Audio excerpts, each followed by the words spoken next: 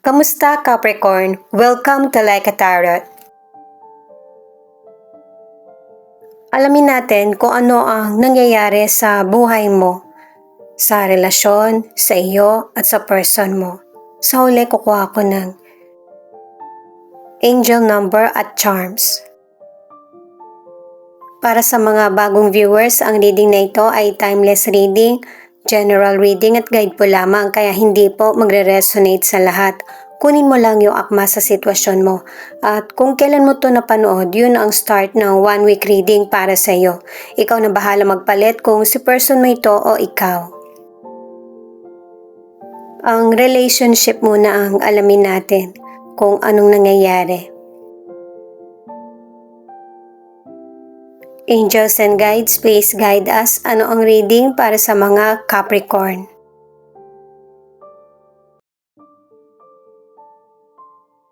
The High Priestess, Ten of Cups, Three of Wands.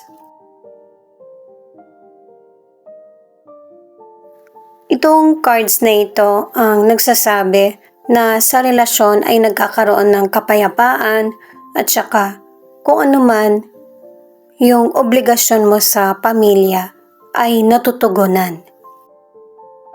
At saka nasasabi mo rin sa sarili mo na tama yung mga naging desisyon mo. Kasi yung mga problema na dumating sa iyo ay nasusolusyonan mo. Yung suporta nyo sa isa't isa o suporta ng pamilya ang naging sagot para matugunan mo yung mga pangailangan mo or yung pangarap.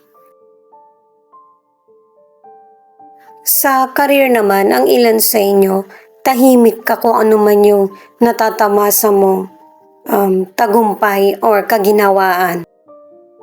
Binibigyan mo ng pagpapahalaga yung mga kasamahan mo sa trabaho, loved ones, or family.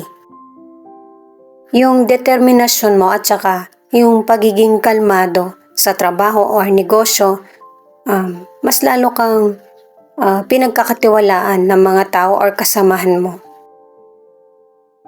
At saka ang ilan sa inyo, yung trabaho mo, palipat-lipat ka ng lugar o kaya sa ibang bansa ka makakapagtrabaho. Sa mga single or nasa relationship, malakas yung karisma mo. Kaya mabilis kang mapagkatiwalaan ng ibang tao.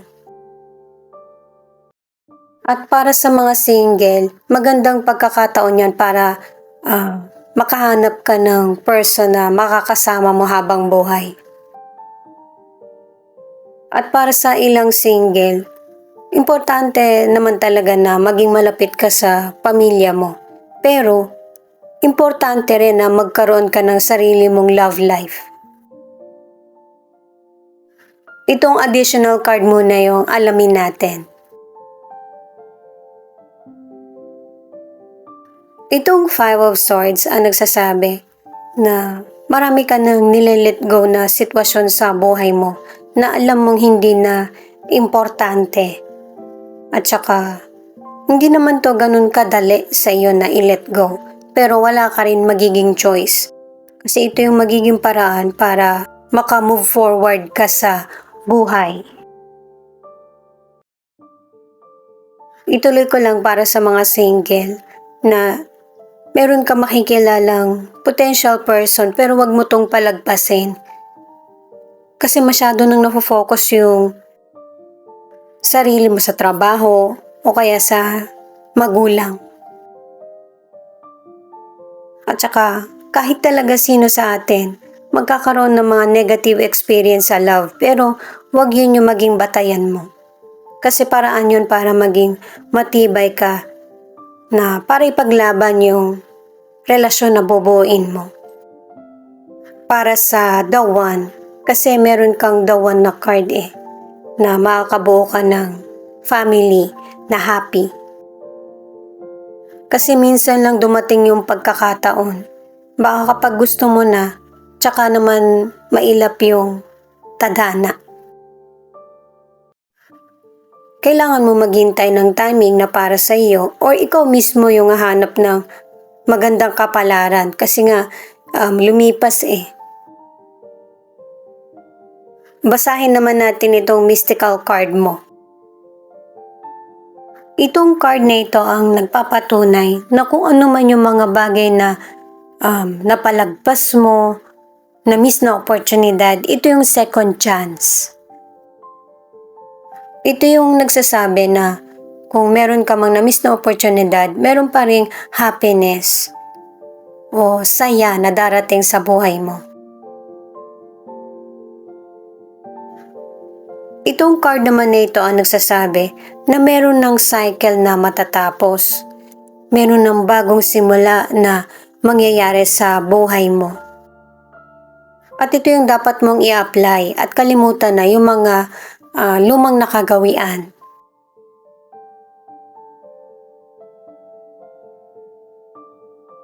Itong next card naman, itong card na ito ang nagsasabi na hindi lang kailangan yung pag-oobserba, kailangan din ng pag-aksyon mo sa mga magandang pagkakataon na dumarating.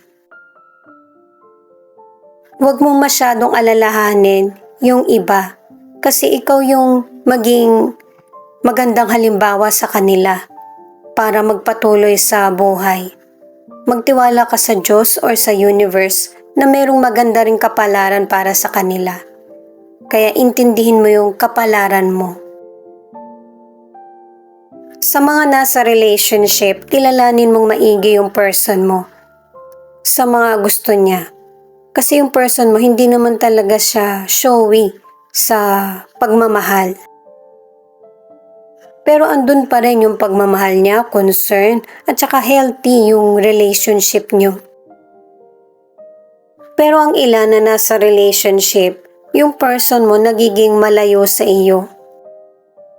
Kasi meron kayong problem na hindi napag-usapan na mas lalong lumaki. Ito yung cards mo. 8 of Wands, Page of Pentacles, at the Justice. Pinapahiwatig sa card mo na may mga solution ang problems mo.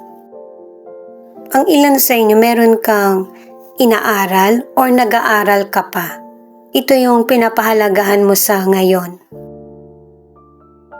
Kasi marami kang pangarap na gusto mo maging stable ang pamumuhay mo. Ito yung hustisya na gusto mong mangyari.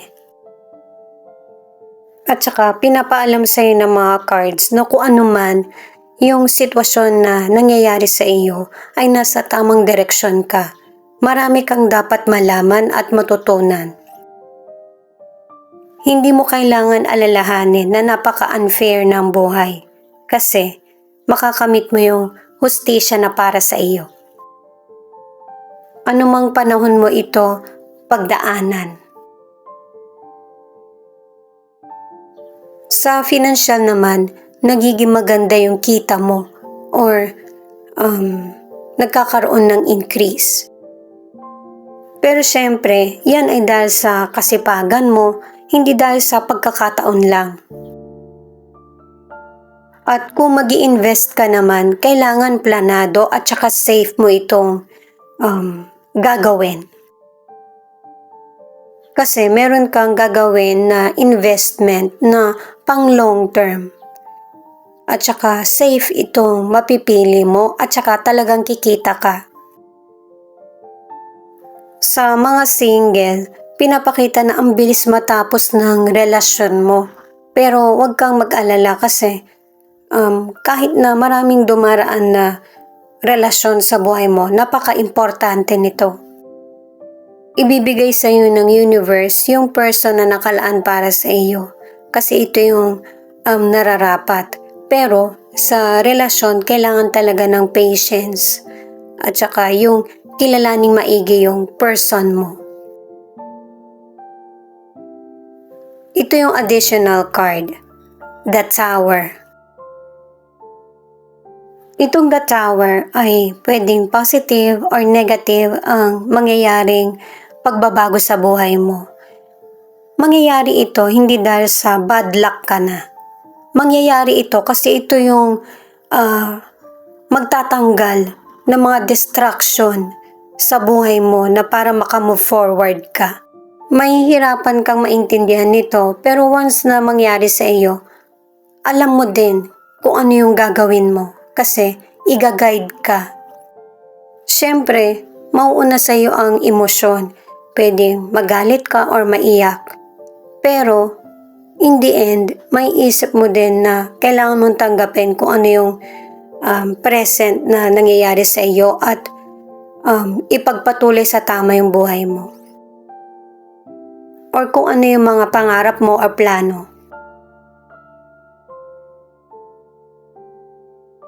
Para naman sa mga nasa relationship, nawawala yung spark or yung tamis ng pagsasama nyo ng person mo. Kesa maghintay, solusyonan mo ito.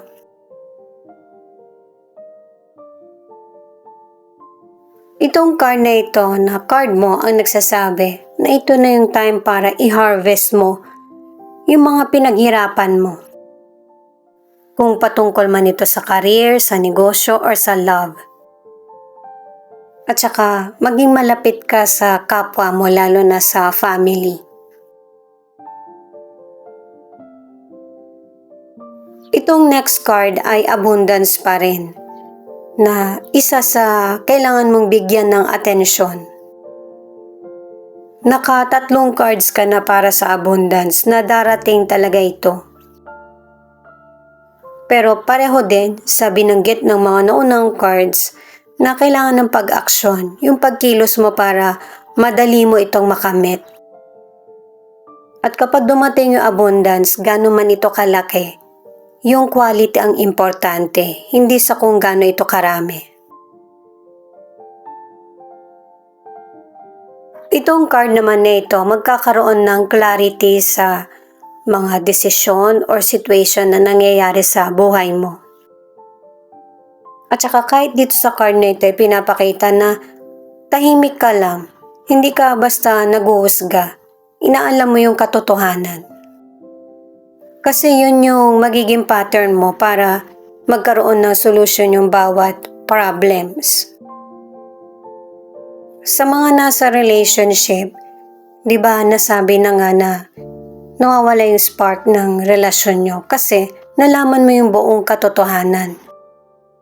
Na merong mga sikreto yung person mo na hindi mo nalalaman, na una pa yung iba na malaman. At ang advice ng cards, kahit nakakalungkot man ito para sa iyo, pero mabuti na rin na alam mo yung katotohanan para makakapag-ingat ka. Na para malaman mo kung sino yung totoong kakampi mo at sino yung totoong hindi tapat sa iyo. Ito naman yung card ng person mo. 3 of Swords in reverse, the Chariot, at Ace of Pentacles in reverse. Lahat nakabaliktad. Itong cards ng person mo, ano man yung painful memories, ano man yung mga pinagdaraanan niya, malalagpasan niya ito. Kailangan niya lang ikalma yung sarili niya at huwag mawala ng pag-asa. At saka mas lalo lang kasing nagkakaroon ng delay at saka hindi nagiging balanse yung buhay niya at saka wala ring control. At saka dito sa cards ng person mo, pinagre-relax siya kasi meron siyang yung bang pagkalito, yung mental confusion. Para naman sa kalusugan, ang ilan sa inyo nagpapatingin ka sa doktor pero parang walang pagbabagong nangyayari. Kaya ang advice ng cards, magkaroon ng second opinion.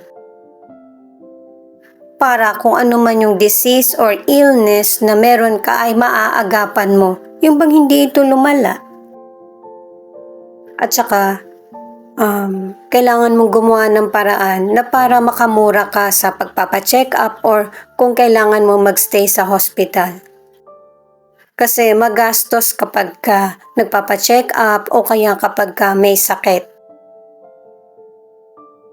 Para sa ilang single, ikaw yung naagrabyado sa relasyon. Kaya kahit hanggang ngayon, hindi ka pa rin ready para makipagrelasyon or magtiwala. At saka ang ilan sa inyo, nahirapan kang ipagpatuloy yung LDR na relasyon. Kumbaga yung distance ang nagpahiwalay sa inyo ng person mo. Pangalawang dahilan na lang yung betrayal o kaya yung kawalan ng oras. At saka single man or nasa relationship, wag yung material ang pagbatayan mo kasi sa future, hindi na ito yung kailangan mo. Itong Six of Cups ay nagsasabing maraming magandang kapalaran na darating sa iyo in the future. Pero, yung nangyayari sa iyo or nangyari sa past ay importante kasi i-apply mo din yan sa present or sa future na situation. Protective at saka loving ka na person. Binibigyang halaga mo yung mga taong nasa paligid mo. Hindi lang yan para sa family mo kundi pati na rin sa mga friends mo. Ganun ka-warm na person. Kahit na hindi mo hintayin, yung mga magandang nagawa mo sa kapwa mo or nagawa sa buhay ay babalik sa iyo na magandang blessings. Sa iyo at sa person mo, pareho nyo makakamit yung hustisya na makakapagpatahimik ng isip at kalooban nyo.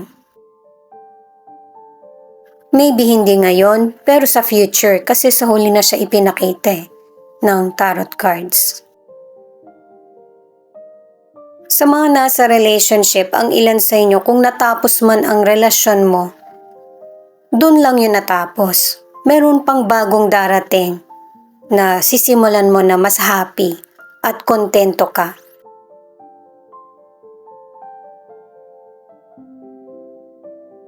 Itong card na ito ang nagsasabi na mas nagkakaroon na ng clarity. Pang ilang card mo na to, sa totoo lang pang-apat na. Pero dito sa card na ito, mas lalong nagkakaroon ng direksyon yung buhay mo kasi na visualize mo na kung ano yung purpose mo sa buhay.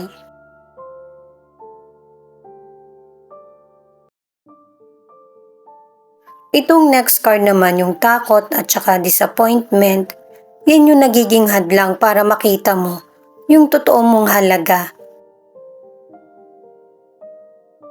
Baguhin mo na ito kasi marami kang potensyal at pwedeng patunayan sa sarili mo at maging inspirasyon sa iba.